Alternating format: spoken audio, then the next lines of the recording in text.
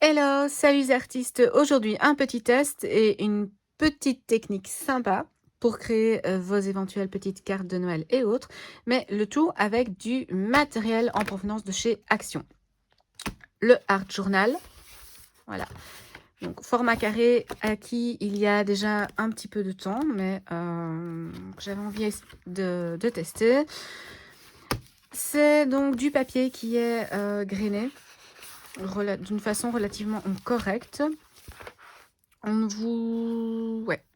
vous indique le 300 grammes. Donc 300 grammes, c'est déjà pas mal. En général, le 300 grammes, c'est ce que moi j'utilise pour la réalisation d'aquarelle, même si c'est du papier de qualité reconnue, donc de grandes maisons de marque, on va dire ça comme ça. Donc ici, ce que l'on va faire, comme c'est du papier de 300 grammes et vendu comme étant Art Journal, c'est que je vais utiliser ici avec vous de l'acrylique. Alors, de l'acrylique, pas n'importe quel acrylique, l'acrylique en provenance de chez Action. Donc, trouvé ce matin. Je l'ai déjà ouverte parce que je l'ai utilisé tantôt en après-midi avec donc mes élèves, un petit groupe d'élèves avec lesquels on a fait des petits tests, on a réalisé une petite peinture, enfin bref. Donc, je vais voir avec vous ce que ça vaut. À mon avis, ce n'est pas de ce que j'ai pu entreapercevoir avec l'utilisation que j'en ai faite avec les élèves tout tantôt. C'est pas de la qualité super top, mais ça reste quand même une qualité de base pour faire des petits trucs. À mon avis, pas trop poussés, mais qui reste quand même sympa. Donc voilà. Ici, je vous mets donc la page sur laquelle je vais travailler, les acryliques ici. Je vais préparer ma palette, les pinceaux, un pot d'eau, un chiffon. Et ensuite, on se lancera dans la technique à proprement parler de la réalisation d'un sapin. Et oui, cette saison, un sapin directement à la peinture, sans trait de crayon ni quoi que ce soit au préalable. On se retrouve tout de suite. Et voilà, donc je vais ouvrir avec vous les petits pots, enfin les petits tubes, pardon. Donc chaque petit tube est protégé d'un petit film. Voilà, l'opercule. Voilà, on le retire évidemment parce que autrement c'est problématique, vous ne saurez pas utiliser la peinture. Donc ici c'est une petite palette que j'utilise en particulier donc pour déposer l'acrylique. Concernant les couleurs qui sont proposées dans ce pack donc de 36 tubes, vous avez une série de peinture acrylique dite opaque comme ceci, et vous avez également une série, donc dans cette série de 36 tubes vous avez 10 tubes qui sont métalliques. Voilà, donc ouais, là c'est déjà ouvert parce que ça a déjà été utilisé avec mes élèves cet après-midi. Donc les couleurs métalliques ont un franc succès, ça c'est quasi habituel. Donc je vais mettre les tubes de côté, voilà, pour venir déposer ici ma palette. Ensuite, j'ai mon petit pot d'eau qui est juste dans le coin ici, donc vous ne le voyez pas en entier, mais il est là. Et j'ai mon chiffon, parce que sans ça, impossible de faire un travail de qualité. Ce dont vous devez être conscient, pour celles et ceux qui n'auraient éventuellement jamais fait de l'acrylique, c'est que l'acrylique est une peinture dite à base d'eau, mais dont le liant est plus consistant, plus épais, si je puis dire, que le liant de la gouache. Qui plus est, ce qui diffère, la grande différence entre la gouache et l'acrylique, c'est que la gouache, une fois qu'elle est sèche, si vous ne l'avez pas vernie, si vous n'avez pas passé un film protecteur par-dessus, votre gouache peut être réactivée avec de l'eau, ce qui n'est pas le cas de l'acrylique. L'acrylique, une fois qu'elle est sèche, vous aurez beau faire tout ce que vous voulez, je vous le prouve ici avec un pinceau, voilà, votre peinture ne se réactive pas, c'est sec. Ça va provoquer, donc, une fois que votre acrylique est sèche, une espèce de pellicule plastique. Donc, je vais essayer de vous montrer ça, voilà, comme ceci. D'ailleurs, il y a des artistes qui les utilisent pour créer des œuvres, donc ça peut être un bon filon aussi, enfin soit. Donc, vous voyez, ça c'est l'acrylique, ça sèche, ça se plastifie. Donc, si ça se plastifie, si ça sèche comme ça, une fois que c'est sur le papier, on ne sait plus retoucher, mais également, faites attention, faites très très attention, ne versez pas l'eau, voilà, que vous allez utiliser pour nettoyer vos pinceaux dans l'évier. Parce que si ça se plastifie comme ça sur une palette en plastique, si ça sèche et que ça se plastifie donc aussi sur vos feuilles, je vous laisse imaginer les dégâts que ça pourrait provoquer dans les siphons des éviers. Donc, ce que vous faites, vous récupérez un jerrycan de produits de vaisselle ou autre et vous versez au fur et à mesure donc le contenu de vos pots d'eau qui sont salis donc par l'acrylique. Donc ici j'en ai un pot, je vais vous montrer, voilà. Vous reversez cette eau sale dans un jerrycan et ce jerrycan vous allez le porter au parc à conteneurs.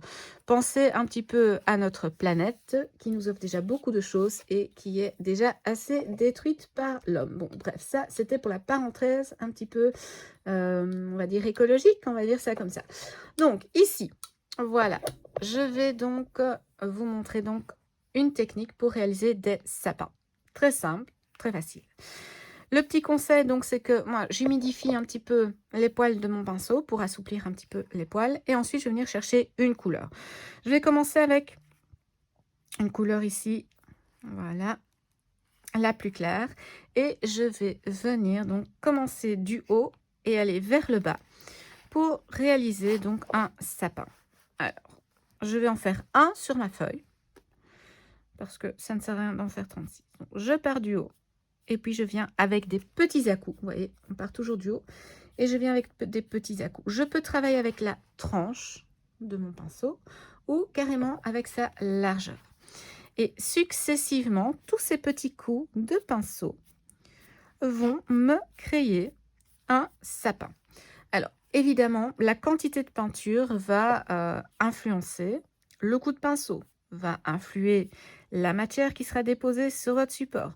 Ça va également faire varier le résultat.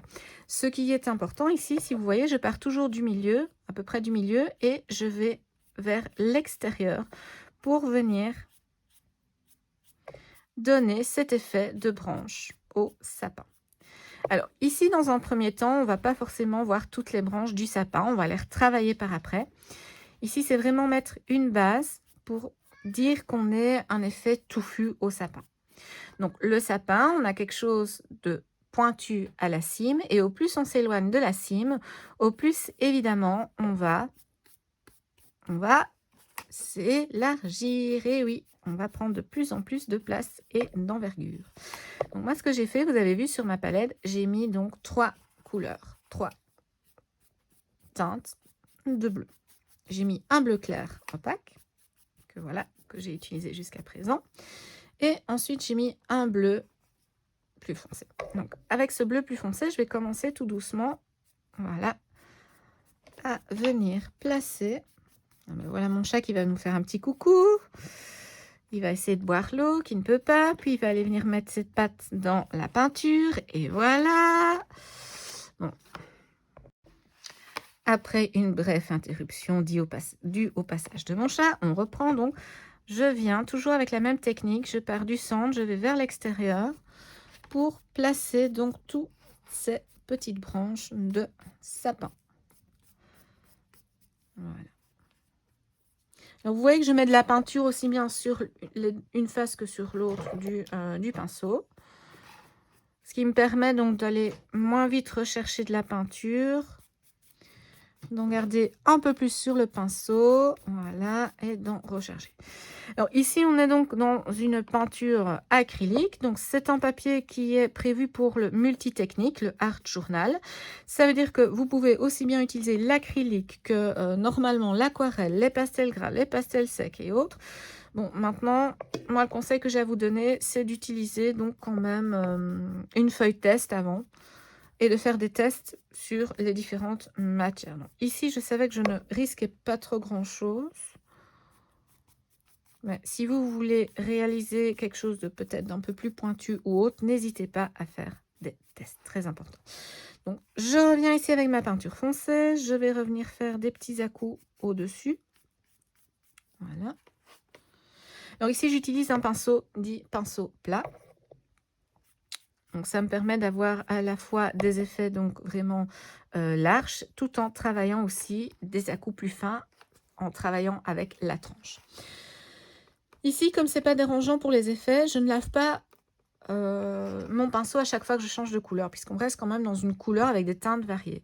Ce qui me permet aussi d'avoir des petits effets. Donc maintenant, toujours le même principe, je pars du centre et je vais venir faire des petits à-coups, vous voyez, avec la peinture métallisée. Voilà.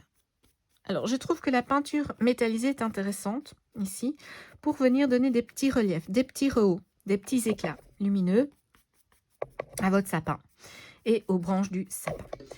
Et voici ici donc un petit sapin touffu, d'accord, pour la base de la composition. Je vais maintenant attendre que ça sèche. Si vous voulez aller plus vite, vous pouvez toujours passer un petit coup de sèche-cheveux. Ça fonctionne très bien aussi. Attention, essayez de mettre le sèche-cheveux à froid, dans le sens où, même si c'est à froid, hein, ça va sécher.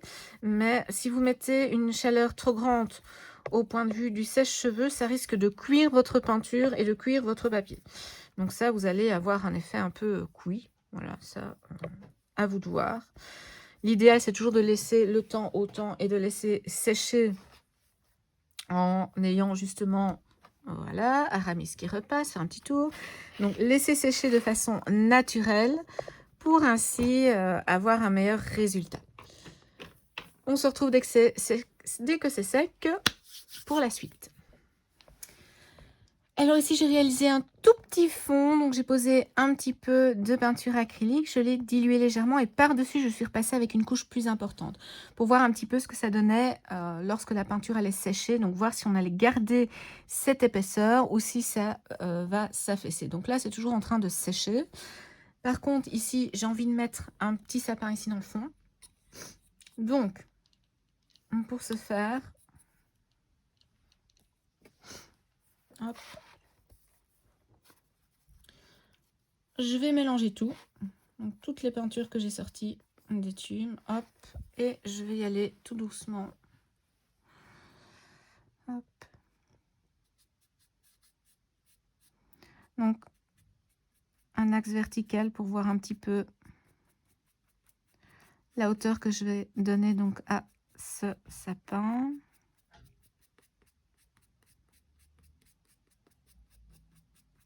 Donc, c'est toujours le même système. On part du centre, on va vers l'extérieur avec des petits à-coups.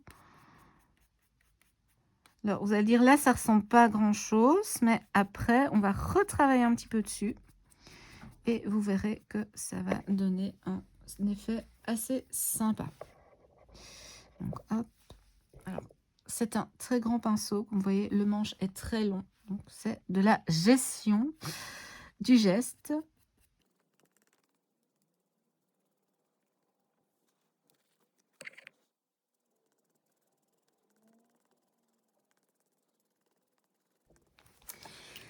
Et voilà, donc une fois que c'est sec, on va repasser un petit peu avec des Posca, comme ceci. Posca ou autre feutre acrylique, il n'y a pas de problème. Pour venir figurer les petites branches de nos sapins. Hop. Après, vous pouvez jouer avec plusieurs couleurs. Ça peut toujours être chouette aussi. Pour venir donner des effets un peu différents.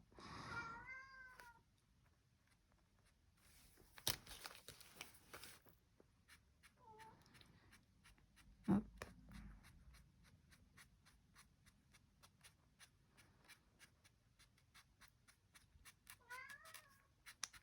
Alors, je ne sais pas si vous entendez mon chat qui pleure. Je ne sais pas ce qu'il veut. Tu veux quoi, Aramis?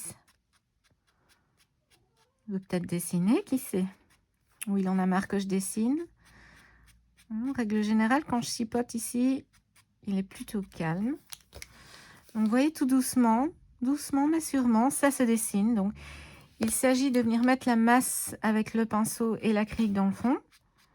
Et puis de venir redonner l'espèce de feuillus, comme ça, des branches des sapins, avec vos Posca ou autres feutres marqueurs acryliques. Donc,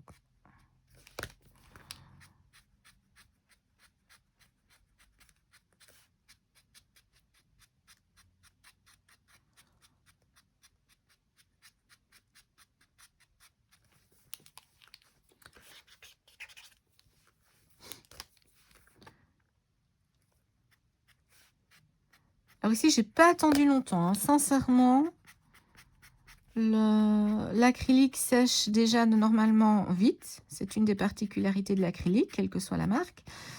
Mais ici, sincèrement, il n'y a pas 5 minutes que je suis passée ici. Maintenant, c'était des fines couches. À voir ce que ça pourrait donner. Donc ici, je vois que c'est pas encore sec, surtout là où il y a des épaisseurs, vous voyez, des petits... Voilà.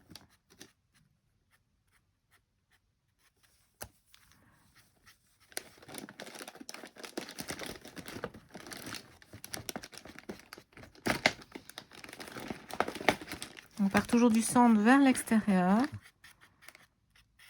Justement, travailler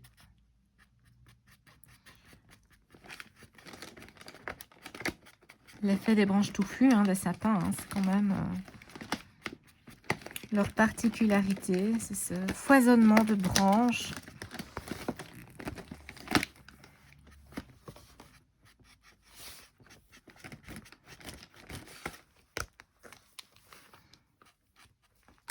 Donc, vous voyez que je repasse sur le bleu. Je ne le laisse pas vif et visible à 100%. Je repasse avec le gris.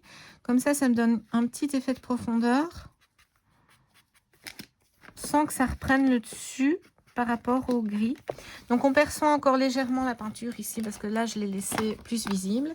Et hop, voilà, Aramis qui me met le bazar. Donc, vous voyez ici, on voit moins la peinture du fond. Ici, on la voit plus. Ça dépend un petit peu toujours de ce que vous voulez rendre comme effet. Donc, maintenant, on va... Enfin, je vais essayer de faire ça avec, voilà, Aramis. Voilà, donc après le petit passage perturbateur d'Aramis, on y retourne, voilà. Et donc ici, vous voyez, l'épaisseur n'est pas sèche, mais je peux déjà commencer, en tout cas aux extrémités et au sommet, à la cime, placer quelques branches donc, du sapin. Voilà. Alors, vous pourriez tout à fait laisser comme ça, sans intervenir avec les Posca. Après, chacun fait comme il veut. Moi, je dis qu'il n'y a jamais de chemin tout fait quand on veut travailler la couleur et l'expressivité. Voilà. C'est une possibilité parmi d'autres. À vous aussi de trouver votre voie, de trouver ce que vous avez envie de faire, tout simplement. Ce que vous avez envie de rendre comme effet. Donc ici, moi, dans le sapin principal, je ne vais pas faire autant de petits traits que ici, donc dans les sapins à l'extérieur. Je vais juste en faire quelques-uns pour qu'on comprenne qu'il y a des branches, mais pas plus. C'est ce que l'on appelle signifier.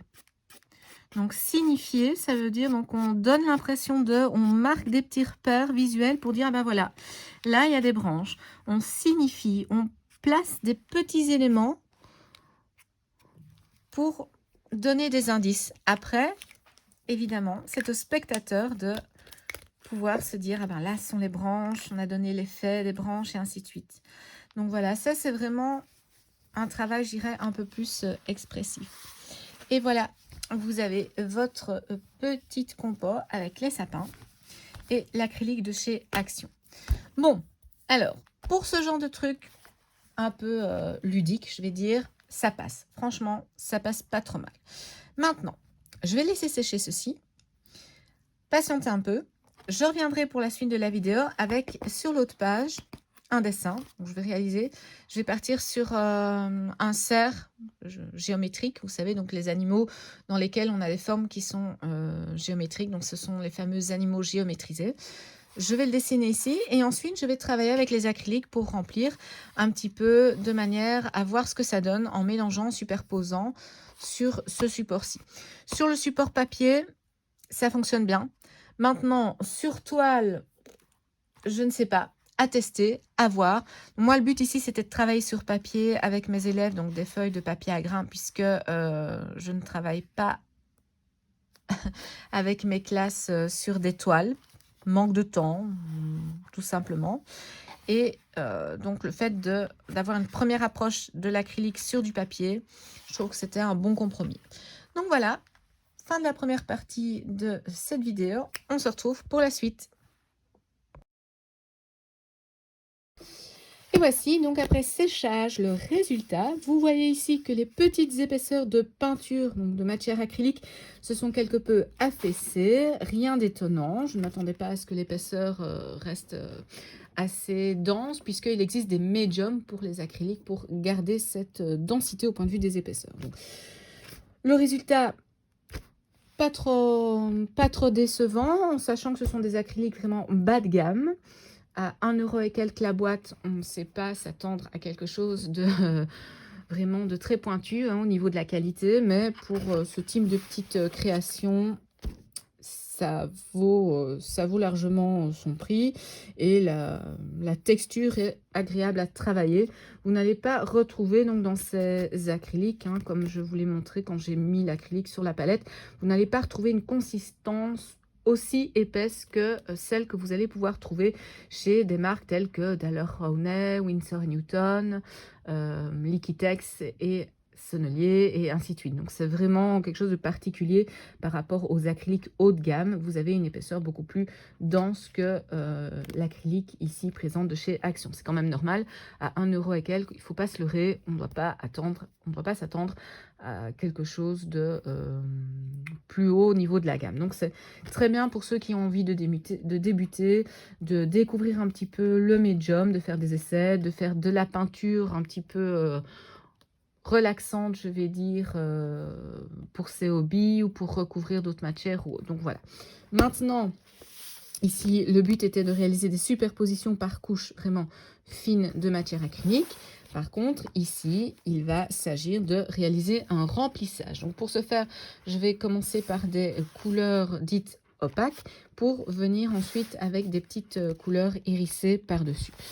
J'ai déjà réalisé le croquis comme je vous en avais parlé. C'est un cerf avec un effet de géométrisation à l'intérieur. Donc maintenant, on va y aller en accéléré pour la mise en peinture et vous aurez mon ressenti tout de suite après. Let's go!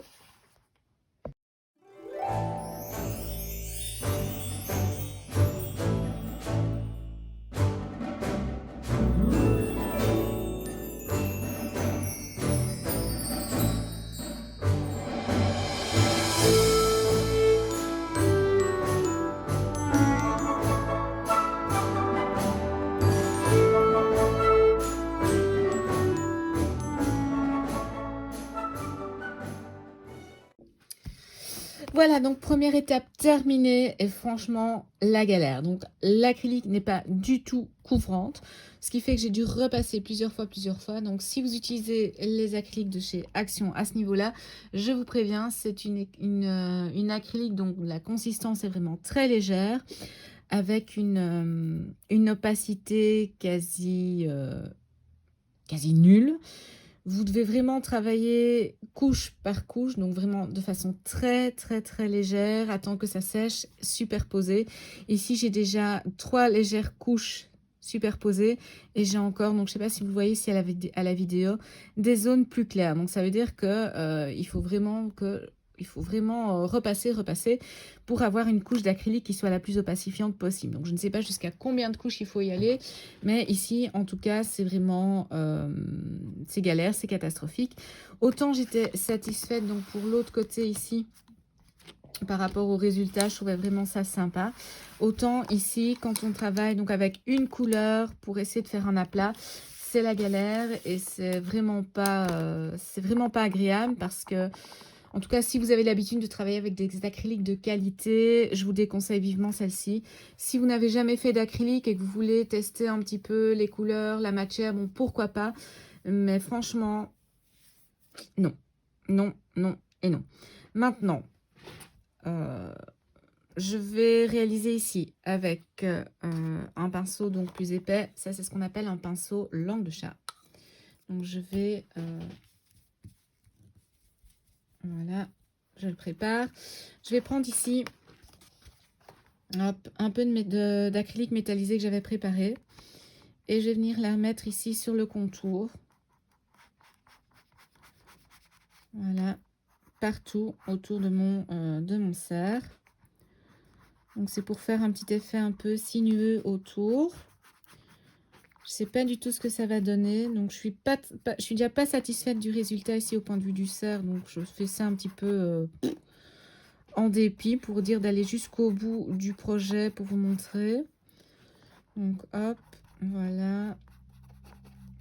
Donc évidemment, si vous n'avez pas un résultat concluant, je pense que vous avez déjà eu ce genre de ressenti, mais vous n'avez pas forcément envie d'aller jusqu'au bout. Donc parfois, il faut se forcer pour essayer de se dire, allez, je continue, on ne sait jamais, peut-être qu'à l'étape suivante, ça ira mieux. Alors parfois ça fonctionne, parfois c'est une vraie catastrophe, donc on va voir ici ce qu'il en est.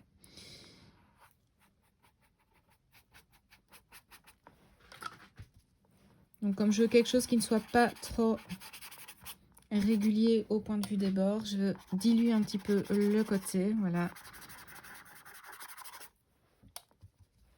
Et je vais continuer sur le tour. Voilà. Alors contrairement aux acryliques que j'ai l'habitude d'utiliser qui sèchent relativement vite, donc de manière rapide, ici ça n'est pas le cas du tout. Donc acrylique, ouais, bof quoi. Donc franchement, je suis déçue. Vous l'entendez, vous le constatez par rapport au son de ma voix, je pense. Donc on va voir un petit peu ce que ça donne ici. Maintenant, si vous n'avez jamais fait d'acrylique, que vous n'avez aucun repère au point de vue de la consistance de ce médium, ben, forcément, vous n'allez pas avoir le même ressenti. Encore une fois, ce n'est que mon avis. On peut vraiment avoir des avis différents. Vous, si vous allez l'utiliser, vous allez peut-être trouver ça super génial. Voilà.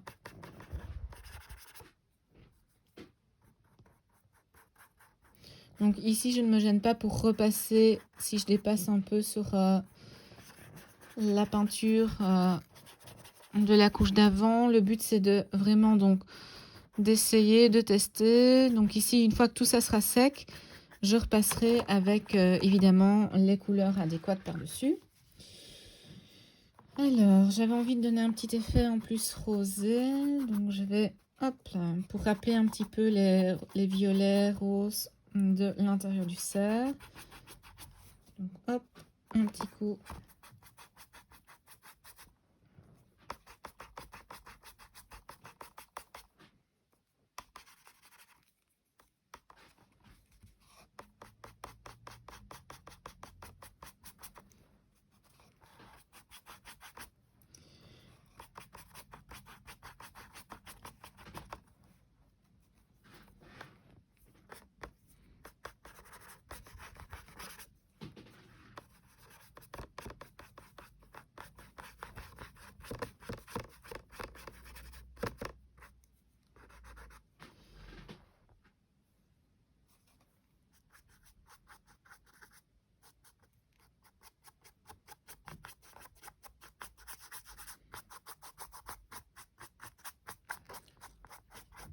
Par contre, les métallisés sont assez sympas.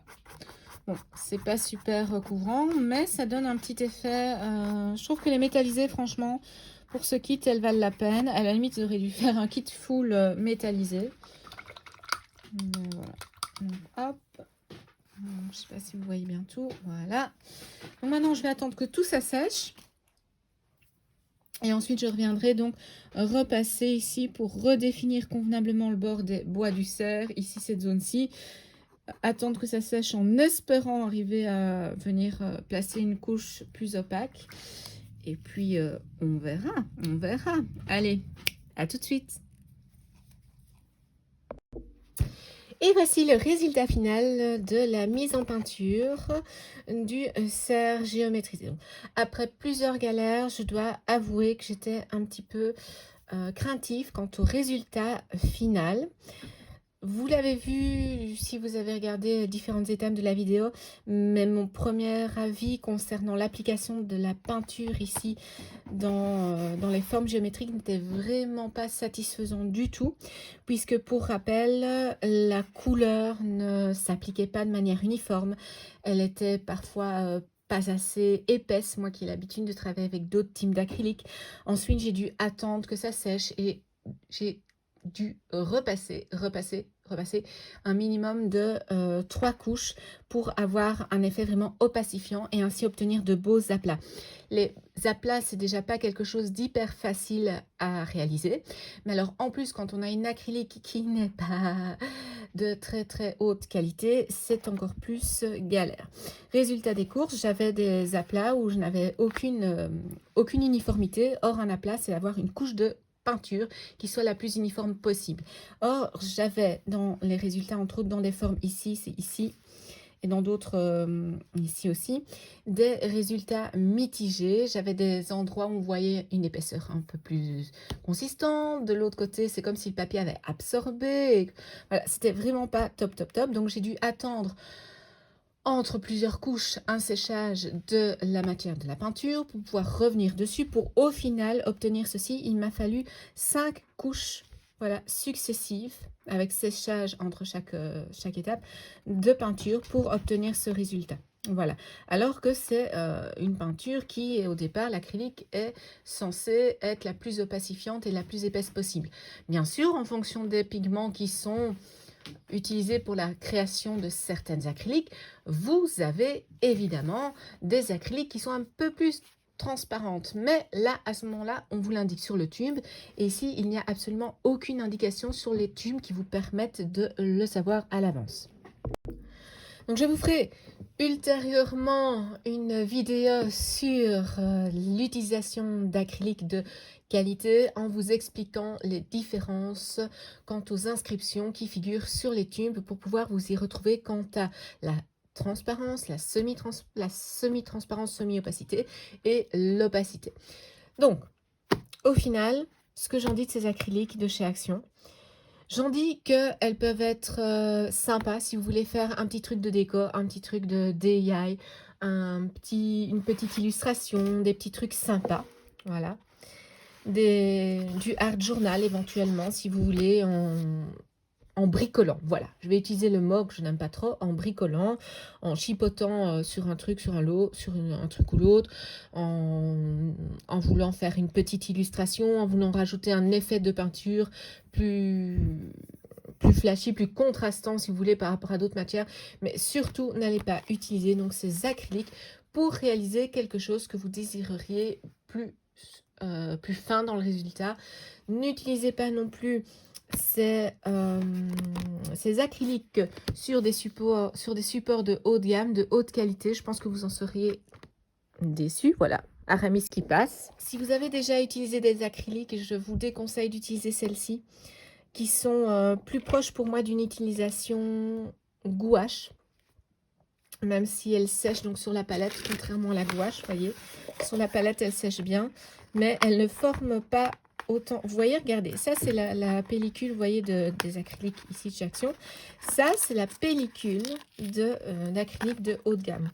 Donc, vous voyez déjà rien que ça vous donne une idée. Ici, on a quelque chose de beaucoup plus sec, vraiment plus sec.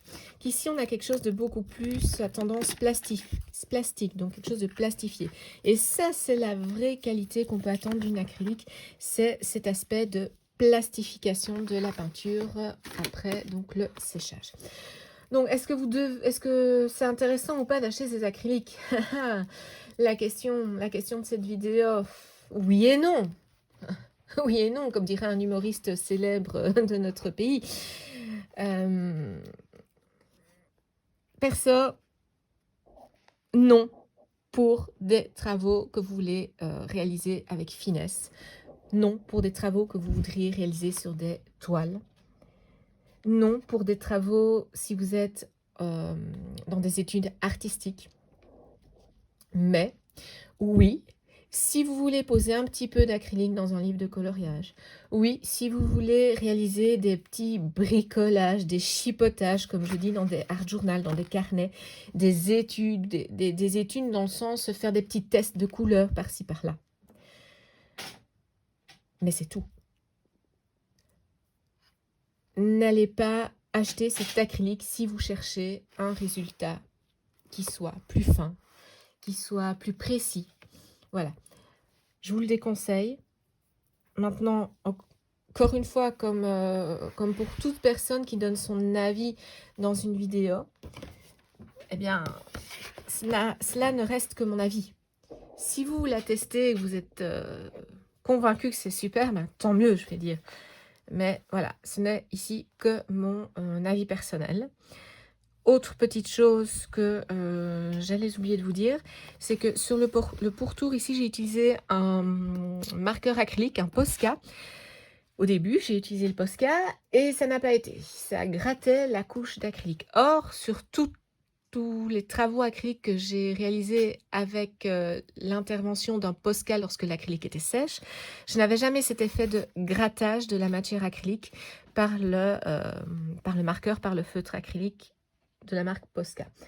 J'ai ensuite utilisé un feutre acrylique, je vais dire de gamme moins cher au point de vue du prix.